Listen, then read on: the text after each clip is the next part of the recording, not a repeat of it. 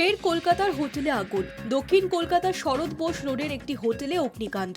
সেই সময় হোটেলে আটকে পড়েন অন্তত 50 জন। দমকলের 5টি ইঞ্জিন ঘটনাস্থলে পৌঁছে পরিস্থিতি নিয়ন্ত্রণে আনে।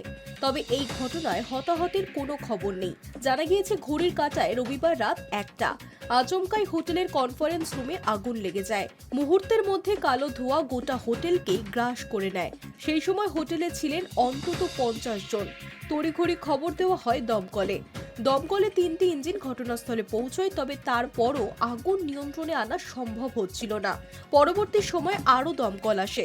শেষ পর্যন্ত দমকলের 5টি ইঞ্জিনের তৎপরতায় প্রায় ঘন্টা খানেকের চেষ্টায় আগুন নিয়ন্ত্রণে আসে।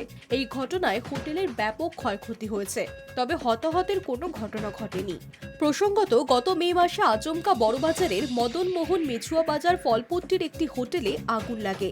খবর পেয়ে ঘটনাস্থলে পৌঁছয় দমকলের 10টি ইঞ্জিন। যুদ্ধকালীন তৎপরতায় কাজ শুরুর চেষ্টা করেন কর্মীরা। জানা যায় হোটেলে কমপক্ষে 42টি ঘর ছিল। অধিকাংশতেই ছিল না কোনো জানালা, ফলে ধোঁয়ায় বাড়তে থাকে বিপত্তি। একদিকে ভিতরে থাকা আবাসিকরা আটকে পড়েন, অন্যদিকে দমকল কর্মীদের ভিতরে প্রবেশে হিমশিম দশা হয়। কয়েক ঘন্টার চেষ্টায় আগুন নিয়ন্ত্রণে আসে।